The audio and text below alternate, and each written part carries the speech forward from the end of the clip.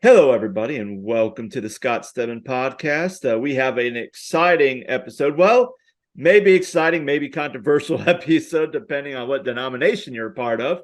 But joining me today in this adventure or this journey on this episode is Micah Current. Micah, how are you doing today? I'm good, and it seems to be a trend the last couple of weeks where we've talked about different things and topics and sore spots, if you want to call them that, about the topics Yeah, that we're covering. And I don't look as I just want to be clear and say it's not meant to be controversial. It's more let's have a conversation and yes, let's hear both sides of the story. So I don't absolutely. know if we ever, I don't know that we ever really say that or give like a precursor to say, hey, we're just wanting to have a conversation about this. Yeah, However, yes, the last couple of weeks have been kind of controversial, or they're yeah, just yeah, discussion points. yeah. There's been a lot in not only just Christianity but American Christianity. As well. Last week was we talked about the Asbury revival and kind of discussed that. And now we're at the topic we're going to discuss today's kind of in a similar situation as far as something that's just kind of right now in the tip of everyone's mind and some of the big changes that's happened, especially within the SBC. So, which, I feel like anytime, I don't know if I've done it on my ep show, I'd have to go back to my catalog, but there's been a lot of times where I just am like, man, SBC, what in the world? But before we dive into the SBC and what's happening with them, Stories Gone Wild segment, Micah, do you have a story for us? I do have a story. I don't know if it's stories gone wild as much as it's like, you know, Scott, we talk a little about TikTok once in a while, and Yeah, the TikTok videos that this song turns 50 years old, or yeah, these songs turn 50 years old, or these songs turn 30 years old, or whatever in the year 2023. And yeah. you know, I was scrolling through TikTok on Friday, I think it was, Hmm. and the song "Oceans" by Hillsong Yeah, United. yep. That song turns 10 years old this I year, know. I know.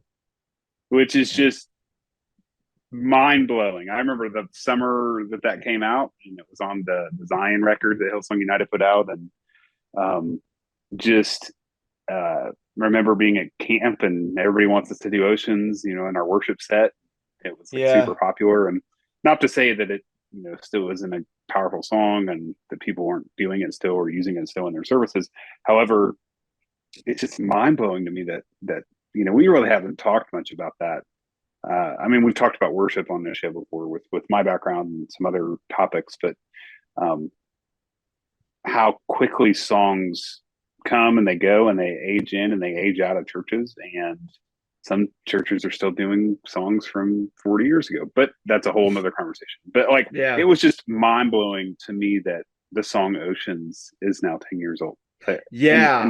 and again, that's not, it's short and sweet to the point, and it's not really a story's gone wild, but it's like it's just a story that I heard over the weekend and kind of a reflection of, wow, this song is a decade old.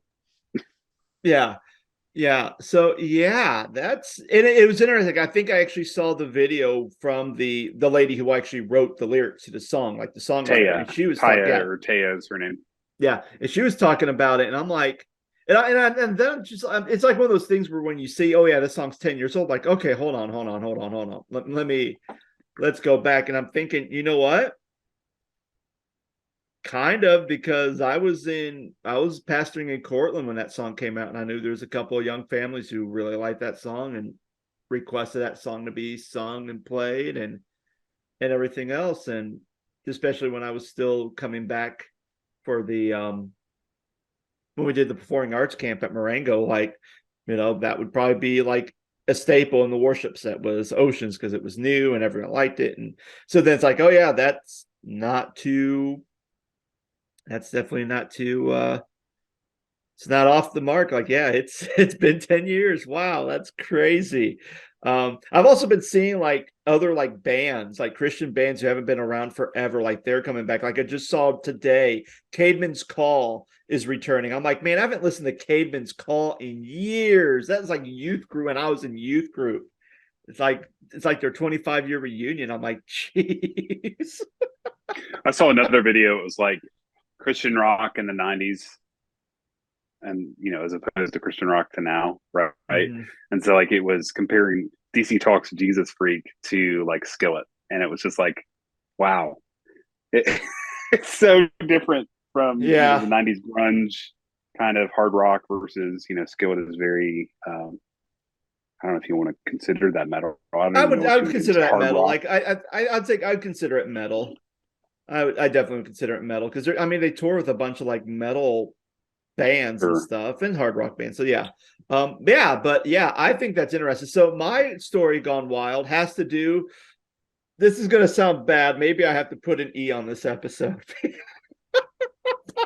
So, wasn't it in our Trey episode where he was dropping saying that he got in trouble for swearing or said something in his sermon? oh yeah, but he didn't say it on. He said it. He said that when we were. He actually Kind of said what warming the up. word was when we were warming up when we recorded it. He was being very PG about it. But so and nothing. So yesterday was just a busy day. I had worship. I'm doing a young families Bible study in between our 9 o'clock and 11 o'clock service. And then I also had the children's moment. The last Sunday of the month, I do a children's moment where I share something with the kids. I was sharing about using our mouths and using our words. So to be kind. So 9 o'clock service, that's usually where we have a bunch of our children there. So a lot of kids are coming up, and my son and my daughter, first one sitting right in front. So I'm sitting there talking, and my son is playing with my tie. But my tie's hanging down kind of right between my legs. And all of a sudden, as I'm talking, I start feeling someone grabbing me in the inappropriate area. And I see it's my son. I go, Peter, stop. Like in the middle of my thing, go, please don't mess with daddy's tie, please. Because I don't want to be like, hey, please stop touching my crotch. So I'm like, okay. So I'm like, all right, that's done. I'll do that. We get to our 11 o'clock service. And then, of course, we had a long month craft where we did an egg drop, and then we were doing egg drops. So I was throwing eggs out the second story of the church and seeing if the eggs broke or not. So we had a good time yesterday. So then we finally get to the 11 o'clock service. We have like one kid there. Do a children's moment. Fine. We go upstairs. We're going through our lesson. We're talking about prayer. And as we're talking about prayer, we're talking about long-winded prayers. That's what Jesus said about the Gentiles in Matthew 6. And I said, do you know anybody who prays long? And she goes, yeah, Pastor Colleen, which is like my boss. And I just start cracking up laughing, and my Sunday school helper's dying laughing. And then this girl's blowing up balloons so that she can like tie them onto her egg drop thing so that it kind of like reduces the drag when it drops. And I'm trying to tie this one. It slips out of my hand. It's blowing. And I like catch the balloon right between my hand and my thigh. And literally, this little girl, she's probably 7 years old, says, that balloon went inside your penis. And the helper's like dying, like crying, laughing. I'm like, no, I have it by my leg. Like it did not go up by that area. And I'm just thinking, like, wow, all the things I would hear on a Sunday morning. Never thought it'd be that. Well, Peter, getting your tie was just kind of a precursor to that moment. Did you think of it in that light? I don't know. I'm just like, I mean, at this point, because then after church was done, I ate and I went back to church and started doing meal prep for our couples dinner. And literally, I'm thinking, I hope nothing else weird or strange happens. Which the only thing was that I had a student, he didn't know how to mop, so I had to teach him how to mop. Because I didn't realize that when you put the bucket of water, you put the mop in the bucket of water, that you need to squeeze some of the excess water out of it to mop. Like, didn't know that. It's just like, why is this mop so heavy?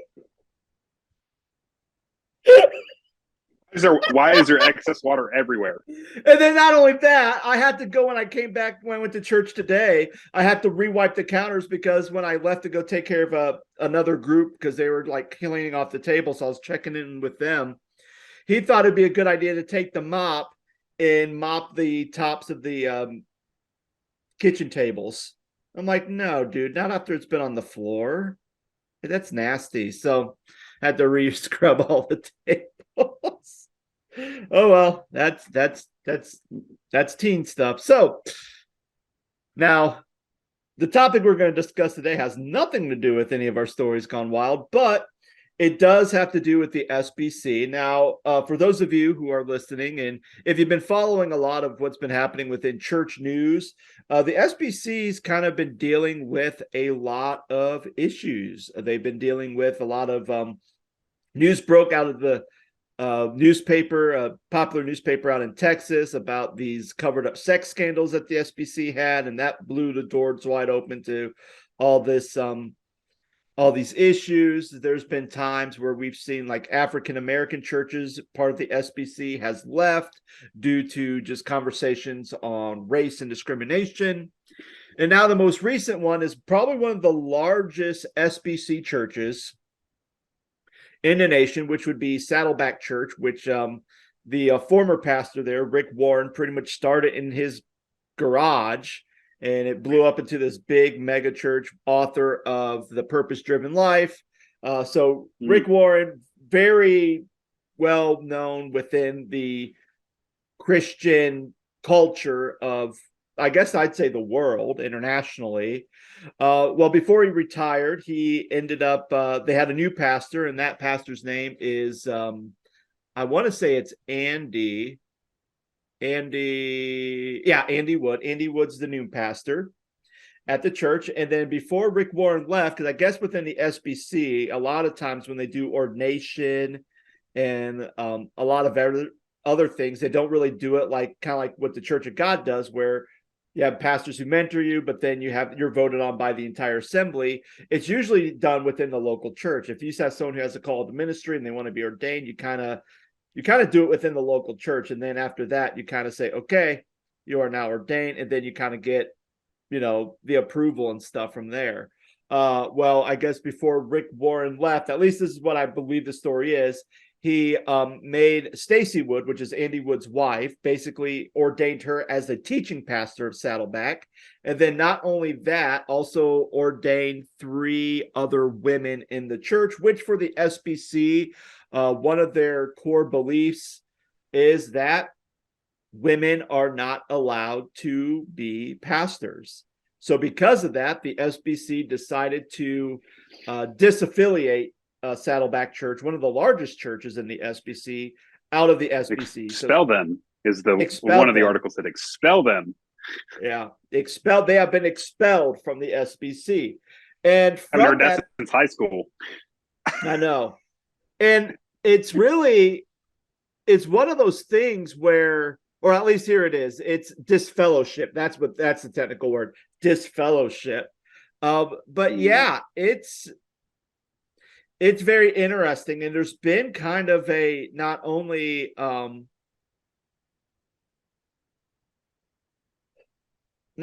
is it kind of shocking that it's 2023 and we're still having a debate on women's call to ministry and if they can be teaching pastors or lead pastors, but the fact that even within the SBC, there are some pastors who are absolutely like, and not in agreement with what's happening here, with that Saddleback should not be disfellowship from the SBC because of this.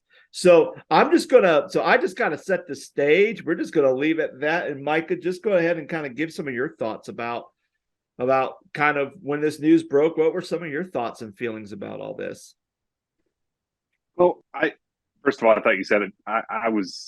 You just said that I was going to set the stage, and I thought you were going to say, "Oh, we're done. That's all." No. No, again, similar to what I said last week when we talked about the Asbury revival. I want to be really careful with what we say and why we say it, not be super critical at the same time. But from the top of the episode, I wanted to say that, we need to have a conversation. It's no different than politics. It's no different than family drama. It's no different than the work relationships you have or the relationships you have with friends or family alike. You need to have conversations when difficult topics arise.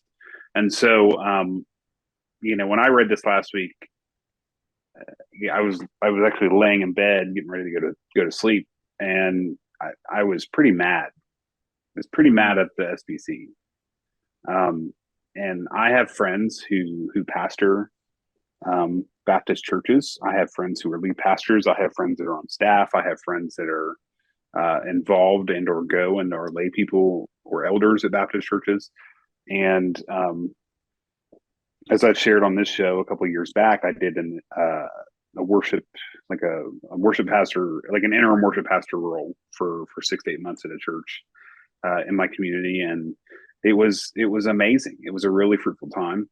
And when I sat down with the lead pastor before, even singing a note or playing a note on the guitar, he was like, well, so tell me your story. And I was like, well, I'm ordained through the Church of God Anderson. And I think the only real difference between, us and you guys is the conversation of eternal salvation, meaning, once saved, always saved. And we've never had that conversation, but that's another topic, difference of SBC theology, meaning that once you accept Jesus, that you're always going to have that guarantee that you're going to go to heaven.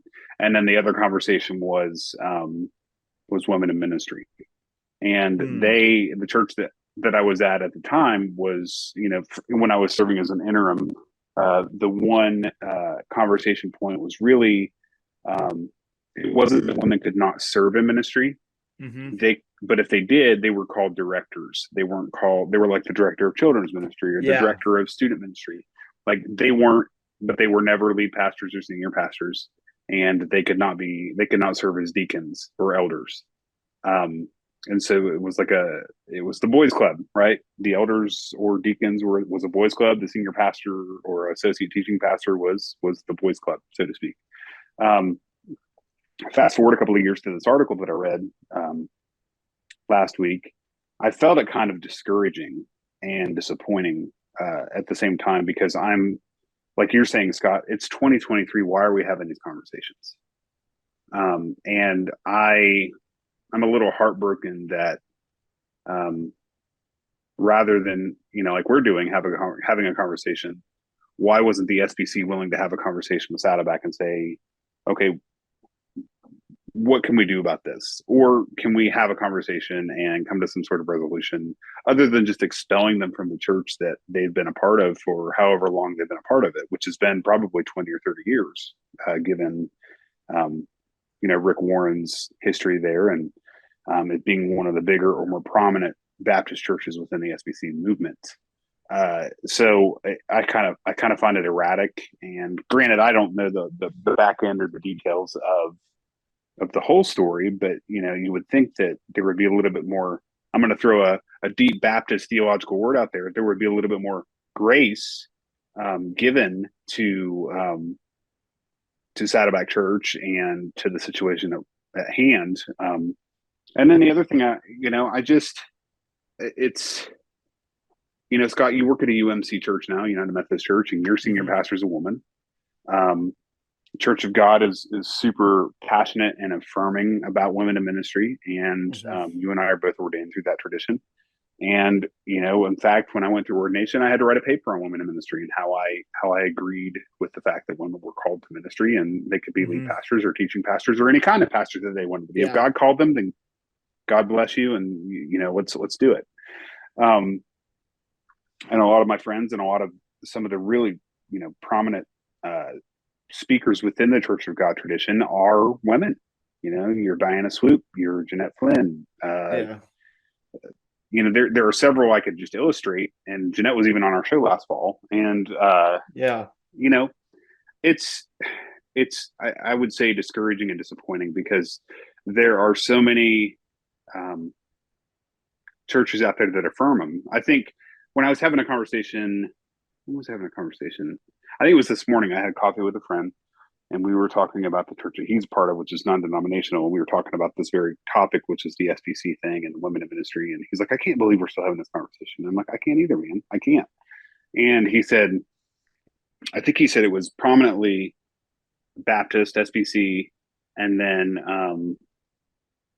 I think it was Church of Christ. Do you know if is it Church of Christ that I think kind of leans the same way about affirming or ordaining women in ministry? Yeah, Church of Christ is so, very similar.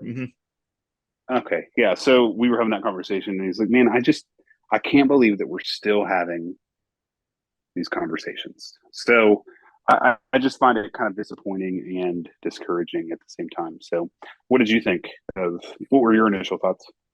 Well, I feel like, oh gosh, like I have a because big you have a woman, issue. like as somebody who works at a church, I just mentioned, who has a senior pastor who is a woman, Yeah. like you obviously don't have an issue with it because you're working at a church with the yeah. And here's the issue that I have, and it's been an issue for I think it goes a lot deeper. I mean, I'll address the whole SBC thing first, and then maybe I might drop down to a more theological level.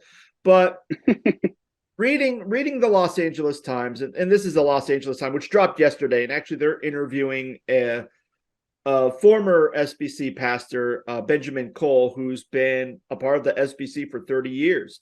So and I guess he wrote under his Twitter handle, Baptist Blogger, saying, we may not only be losing Saddleback Church and Rick Warren, we might be losing our identity in regards to the SBC.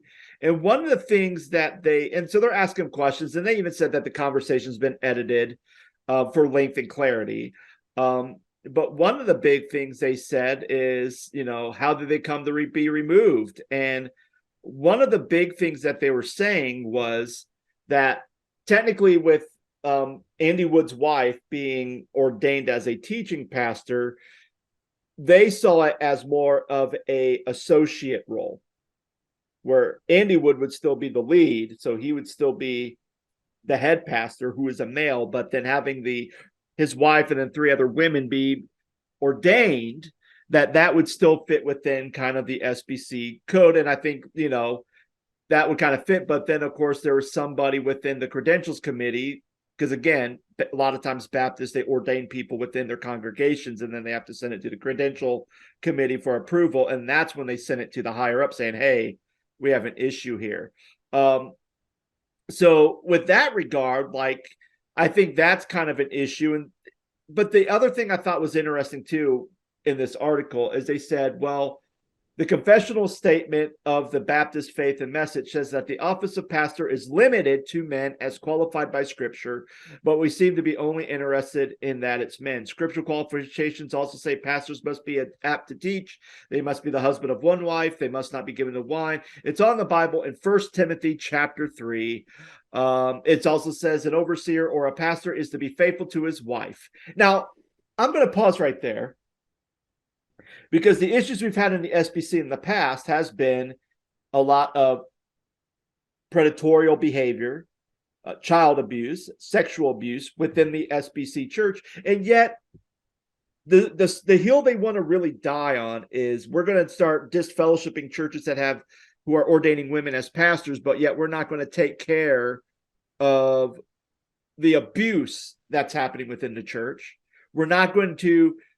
And what have seen happen is if there was anything, it's like, okay, well, we're going to move this pastor to a different location in the state, but we're not going to take away their credentials, even though there's been some files reported that there's been some reports that this person has been abusive to people and have been sexually assaulting people. But we're going to keep them ordained, but we're not going to ordain a woman because she's a woman. To me, that I have a really hard time with that, because it's and you can argue Scripture all you want, but the fact that just that alone, that the SBC is still allowing men to pastor who have a history and not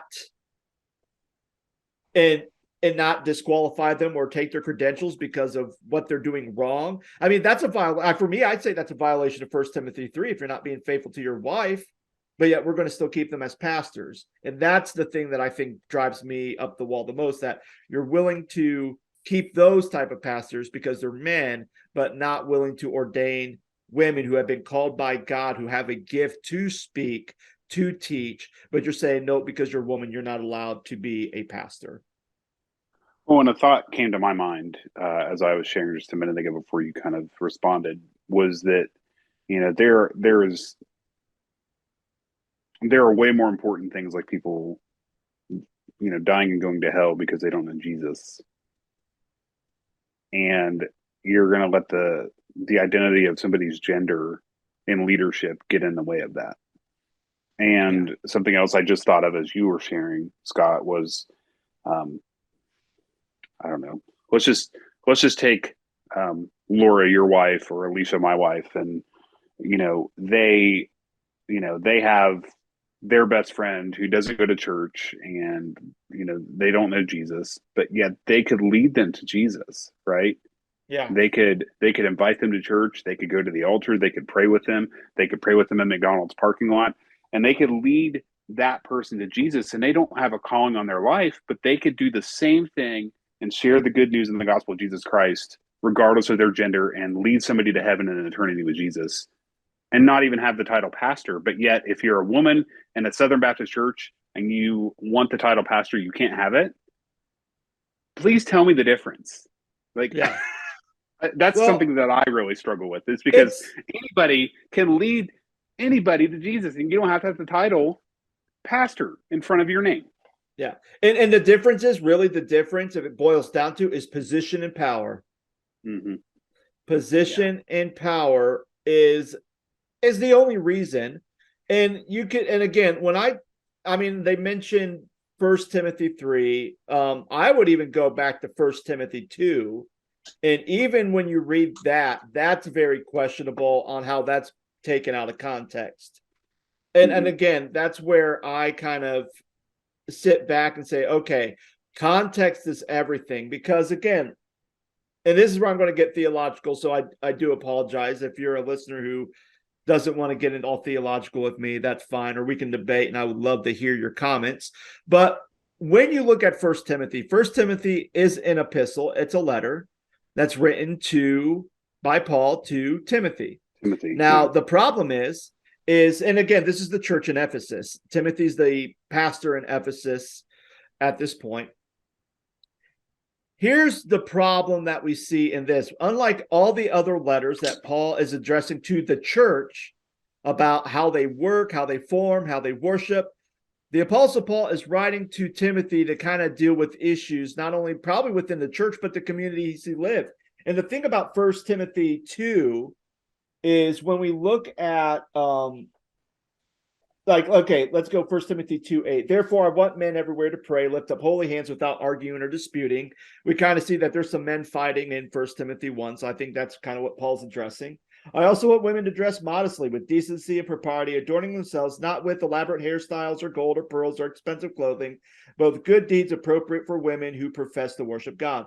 A woman should learn in quietness and full submission. I do not permit a woman to teach or to assume authority over a man. She must be quiet. For Adam was formed first, then Eve, and Adam was not the one deceived. It was woman who was deceived and became a sinner. But women will be saved through childbearing if they continue in faith, love, holiness, and propriety. Now, here's where we start seeing a kind of a little bit of a contradiction. When we see the Apostle Paul write in Romans, he says all sin came through Adam. Sin came through Adam, and then we see that salvation has come through the second Adam, or Jesus Christ. So we see Paul address the Romans, well, sin came through Adam. Now in 2 Timothy, well, sin came through Eve. It came through the woman, right? So one of the things that I've been learning as I've been studying this passage is that when we look at what's happening in Ephesus around this time, there has been a huge sexual revolution with women, where women are not only being very sexual with their bodies, but also they're being very brash. You could look at old documents. You can look at documents from other writers around that time where they're talking about how these women are like interrupting, like orators or philosophers, and interrupting them and just talking, and how a lot of these men are getting very agitated. You also have the cult of Artemis, or I think Artemis, I think that's the name of the cult around this time, which is very run by women, and they are abusing men. So think about like a BDSM. There's a cult going on where women are the high priestess, and they're causing all this power and basically causing humiliation and sexual awakening within men or with other women. So when we look at this letter, is Paul really addressing an issue that's happening within the church? Or is Paul really addressing an issue with something that's happening within the home? And if Paul's addressing something that's happening in the home where, hey, these women are kind of taking over and causing these issues within the home because of what's happened culturally, then that kind of fits a little bit of peace, and I can kind of reconcile that aspect in the stuff where Paul's saying in Romans when he's talking about addressing some similar issues.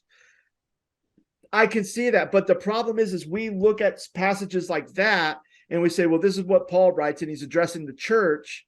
So women are not allowed to be teachers. Women must be silent. Women must not have authority over a man. But I think even the translations think a women must, technically, if you look at the translation of the Greek word can also be translated that a woman should not be dominant over a man. And I think dominant and having authority are two different things in the Greek world.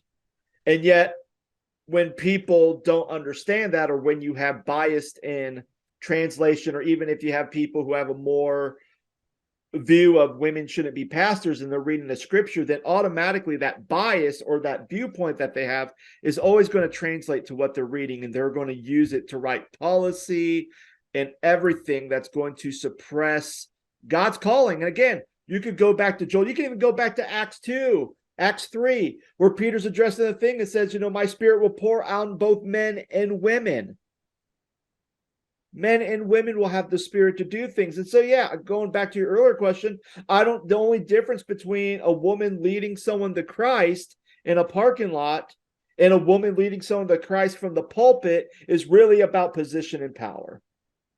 Mm-hmm. And I think a lot of churches that view that only men can be pastors are pastors who are churches who are very patriarchal in their approach, and they very much only care about men being in power because they believe that that's going to kind of set the world right. But yet, when these men are abusing their power, we kind of turn a blind eye to that.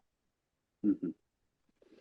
Yeah, and the idea of just, I don't know, I can't tell you how many times over the years I've heard that scripture argument with the whole, for wives, this means submit to your husbands, as to the Lord. And, how many times have we done weddings over the years as pastors and leaders where you have that scripture passage within the wedding ceremony that you're performing? And it's like, it's talking about marriage, mm-hmm. right? And it's talking about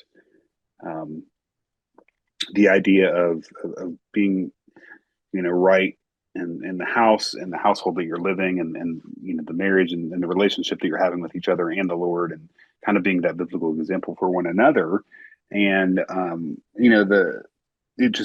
think it gets lost in translation. It's no different, right, than how many times have you heard Philippians 4:13? I can do all things through Christ who gives me strength. And we could do a whole sermon series on biblical passages that have gone awry or being taken out of context based on what they mean, right? Yeah. It's Psalm 23 is another good example. The Lord is my shepherd, I shall not want. He leads me to lie down in green pastures. And it really talks about David and what he was going through during that season of his life. And you can use those illustrations as segues to teach and run parallel with your own life. But I think it's often, this is one that has been used so many times to make this argument within the SBC, and it's frustrating. And for me, it's growing old, right? It's growing tired, and I like you said at the top of the episode, I can't believe we're having the same conversation. Yeah, and there's something that and there's something right here that I keep forgetting his name, that Benjamin Cole said, because one of the things he wrote is said, it might be the ousting of Saddleback is not, it's not about that, but it's something we're losing our identity. And the news writer, Deborah Netburn, asked, well, you wrote about the ousting of Saddleback is about something worse. What did you mean by that? And this is what he said. He said, there has always been many different ways of being Baptist. There used to be moderate Baptists, conservative Baptists, fundamental Baptists, and even liberal Baptists, but everyone allowed each other to worship how they wanted. It still cooperated for missions, ministry, evangelism, and theological education. Today, the SBC is increasingly homogenous. Folks who are not on the right or increasingly the far right of the theological spectrum do not find a home in the SBC. And I think that's kind of, I mean, I hate to say it, but I know a lot of times I always hear people say, well, politics in the church is bad and it shouldn't be a part of it. And I agree to that statement, but I don't think a lot of people really realize how much political beliefs has kind of infiltrated the Christian life or kind of Christian policy, depending on your denomination, and how that has changed things. And I think at the end of the day, when we see something like this, or something incredibly outlandish that we see happening within the Christian faith, you have to almost kind of ask yourself, those churches who say, well, politics don't shape us. Well, they do, because you're kind of seeing it played out in your policy. And in the church. Oh, yeah. Yeah. Yeah, go ahead. Sorry. No, yeah. I was going to say, like, not just, SBC or like your global brand, but even within your local congregation. I think even kind of going back to our conversation with Jeanette Flynn last fall, like, I feel like she kind of alluded to that too a little bit, where she talked about, the problem is we say that we have no creed, the Bible's our rule of faith, but because of that, we don't really have any good boundaries in some way to kind of say, well, here's what we really believe about these topics. So you have other people being pastors who come in with their own beliefs, their own experiences, and how they view the Bible and how it shapes them. And you can have pastors who are not affirming of women pastoring Church of God churches that, as a denomination, we support that. You could have pastors who are not for other things that the Church of God is for. And I think that's where I believe that's kind of what she's talking about a little bit about, we've kind of lost our identity. And I think at the same time, that's kind of the same thing that Mr. Cole's having as he's watching the SBC in 30 years have this drastic change. And he's going, Saddleback being ousted out of the fellowship is that's not an isolated thing. I think it's just kind of something far worse that's going to happen. And we're going to kind of start seeing kind of those cracks be busted open in the next couple of years. And is the SBC still going to be around, or are we going to have a whole new identity, and how many more people are going to leave because they just don't see themselves in that identity anymore?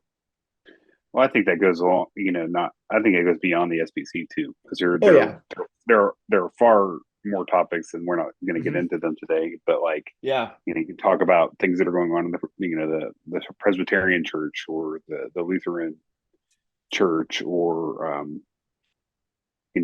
other denominations that are going through various issues.